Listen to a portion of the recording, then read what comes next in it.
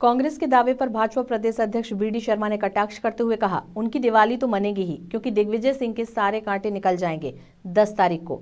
एक कांटा पहले निकाला, दूसरा कांटा एक और बचा है, वह भी 10 तारीख को बोरिया बिस्तर बांधकर चले जाएंगे। और जहां तक 28 की 28 सीटें जीतने की बात है, तो मुझे लगता है यह सर्वे राहुल गांधी की एजेंसी कर रही होगी। हम दिग्विजय और कमलनाथ की बात मान लेते हैं कि 28 की 28 सीटें जीतेंगे, पर सरकार बनाने के लिए 29 सीटें चाहिए। तो क्या एक सीट राहुल गांधी बोनस में छोड़कर जाएंगे, जिसके आधार पर आप सरकार बनाएंगे?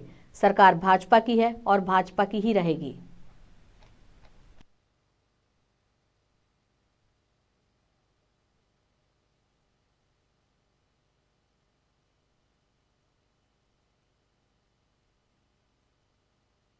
जी दिवाली तो मनेगी ही, क्योंकि दिग्विजय सिंह के सारे कांटे निकल जाएंगे 10 तारीख को। एक कांटा पहले निकाला, दूसरा कांटा एक और बचा है, तो वो भी 10 तारीख को बोरी बिस्तर बांध करके चले जाएंगे। और जहां तक 28 की 28 सीटें जीतने की बात है, तो 28 की 28 सीटें मुझे लगता है कि राहुल गांधी जी ही, उनकी जो एजेंसी है सर्वे की, वो कर रही होगी। पर दिग्विजय सिंह ये नहीं बताते हैं कि चलो हम तो उन्हीं की बात मान लेते हैं, दिग्विजय सिंह और कमलनाथ की 28 की 28 सीटें, तो सरकार बनाने के लिए 29 चाहिए ना। तो एक क्या राहुल गांधी जी बोनस में छोड़ के जाएंगे आपको, जिसके आधार पर आप सरकार बनाएंगे? सरकार भाजपा की है, भाजपा की सरकार रहेगी।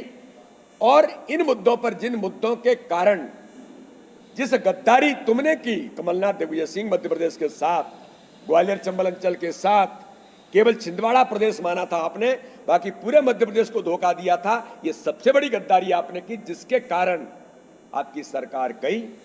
और इन्हीं मुद्दों पर मध्य प्रदेश के अंदर जनता आपको 3 तारीख को जवाब देगी, चाहे वो दलित बेटी का अपमान हो, चाहे एक ऐसे मुख्यमंत्री जो संवेदनशील गरीब का बेटा है, किसान का बेटा है, जिसको नंगे भूखे से लेकर के क्या क्या आपने बोलने का प्रयास किया, इन सारी बातों का जवाब बाबा साहब अंबेडकर के संविधान को दरकिनार कमलनाथ ने किया है इस चुनाव में। और जो घमंड दिखाया है, इस घमंड और गुरूर का हिसाब किताब जनता 3 तारीख को अवश्य करेगी।